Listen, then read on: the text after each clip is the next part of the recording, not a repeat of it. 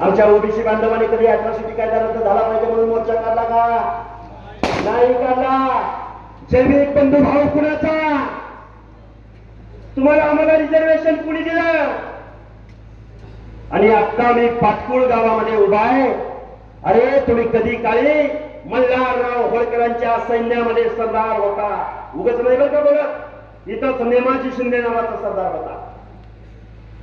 छत्रपती शिवाजी महाराजांचं हे राज्य नर्मदा नदीच्या तीराच्या पलीकडे कोण घेऊन गेलं? आताच्या अफगाणिस्तानमध्ये अटक कटक पर्यंत कोण घेऊन गेलं? होळकर, शिंदे. कधी काळी हातामध्ये ज्या तलवारी होत्या त्या हातामध्ये आता काय आलंय?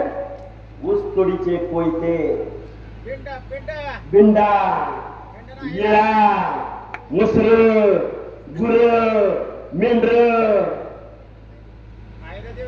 जे राष्ट्रपती भवन सांगतो, जे राष्ट्रपती भवन रायसीना हिलवर उभं आहे, जे संसद भवन उभं आहे, ते संसद भवन कुणाच्या जागेवर उभं आहे माहितीये का तुम्हाला? होळकरांच्या जागेवर उभा आहे. होळकरांच्या. सुभेदार मल्हारराव होळकर आहे की नाही आहे? ती संसद देशाला स्वातंत्र्य मिळाल्यापासून वाट बघते की होळकरांच्या महाराष्ट्रामध्ये एक तरी खासदार निवडून या दिल्लीमध्ये येईल. आला का? नाही. महात्मा ज्योतिराव फुले म्हणायचे, सत्य वाचून सकळ कळा झाल्या अवकळा. तुमचं आमचं वाटोळं कशाला झालं? तुमच्या आमच्या अनाथ माती कुणी कालवले? ज्या ज्या माणसाला तुम्ही आमदार खासदार म्हणून निवडून दिलं, ज्या ज्या माणसांना महाराष्ट्राचा राजसत्ता राजपाट दिला, त्या त्या माणसाने तुमचं गाव वगैरेतलं ओबीसींचं आरक्षण संपवलंय आणि उद्या आहे. मग शेवटचं तत्व तुम्हाला सांगतो, राजसत्ता आणि राजपाट हा मागून मिळत नसतो. ऐकताय? राजसत्ता आणि राजपाट मागून मिळत नसतो. मान सन्मान इज्जत मागून मिळत नसते, तर ती नेहमीच हिसकावून घ्यायची ताकद आपल्या मर्यादामध्ये आपल्याला ठेवायची असते. हे लोकशाहीचं तत्व आहे. पूर्वी राजा राणीच्या पोटी जन्माला यायचा, आता राजा मतपेटीतनं जन्माला येतो. आणि त्या मताचा अधिकार तुम्हाला एक मत, एक मूल्य, एक व्यक्ती. अरे ते बाबासाहेब तुम्हाला कधी कळणार? महात्मा ज्योतिराव फुले कधी कळणार? राजर्षी शाहू महाराज कधी कळणार? महाराजा यशवंतराव होळकर कधी कळणार? आणि या विचारपीठावरती बघा किती फोटो लावले. वरचे फोटो सगळे मोजा. गाडगे बाबा आहेत, संत सेनानाबी आहेत, भगवान बाबा आहेत, भाजपमधनं आमदार आणि धैर्यशील मोहिते पाटील